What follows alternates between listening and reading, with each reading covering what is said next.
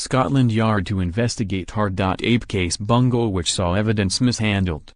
The case against student Liam Allan, 22, collapsed when the prosecution discovered records of text messages from his accuser. The information should have been given to defense lawyers before the trial at Croydon Crown Court in South London, but only emerged when a detective constable mentioned it to the prosecuting barrister, Jerry Hayes, after 3 days of evidence had been heard. Scotland Yard is carrying out an urgent review.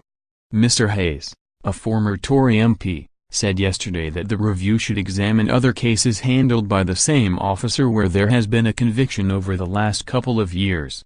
He said the officer had about 30 cases to deal with and was under pressure, but that did not excuse his error.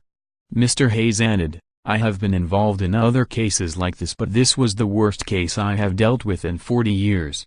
The criminal justice system is not just creaking, it is about to croak. There has been cutback after cutback after cutback. The Crown Prosecution Service and those on the Sexual Offences Specialist Team have got 130 cases each. It really is difficult work and they do a very good job." He said the police had a duty to reveal evidence to the defense which was capable of undermining the prosecution or assisting the defense case. The police have a statutory duty to disclose evidence and they just don't seem to understand that, he added.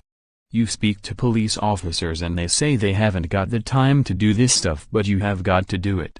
I know it is a pain, but people could go to prison for things they haven't done because no one could be bothered just to check through the evidence, which they are obliged by statute to do.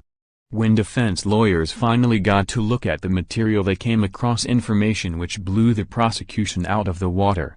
The text messages suggested the woman had rape fantasies. Mr. Hayes said there was a risk that Mr. Allan could have been jailed for many years and put on the sex offenders register for life.